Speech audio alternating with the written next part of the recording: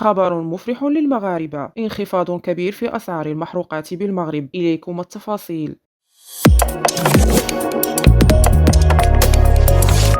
علمنا من مواقع مطلعة أن أسعار الغازوال في المغرب ستعرف انخفاضا بنحو 50 سنتيما في اللتر، وذلك ابتداء من يوم غد الجمعة 25 نوفمبر، وعليه سينزل سعر اللتر من الغازوال إلى 13.66 درهما بعدما كان يتجاوز سقف 14 درهما. وكشف المصدر ذاته أن سعر البنزين سيبقى مستقرا في حدود 14.71 درهما للتر، وتعتبر هذه ثاني عملية انخفاض في سعر الغازوال تسجل في المملكة في أقل من 10 أيام. يذكر أن محطات توزيع الوقود في المغرب عرفت زيادات صاروخية في أسعار المحروقات بتاريخ 1 نوفمبر الجاري، حيث ارتفع سعر الغازوال ب 0.80 سنتيما، حيث أصبح 16.42 درهما، وقارب سعر البنزين 15 درهما، إذ يختلف هذا السعر من محطة توزيع إلى أخرى. وفي منتصف أكتوبر الماضي عرفت مادة الغازوال زيادة في اللتر الواحد بدرهم فاصلة 62، فيما شهد سعر مادة البنزين ارتفاعا ب 0.75 درهم للتر الواحد.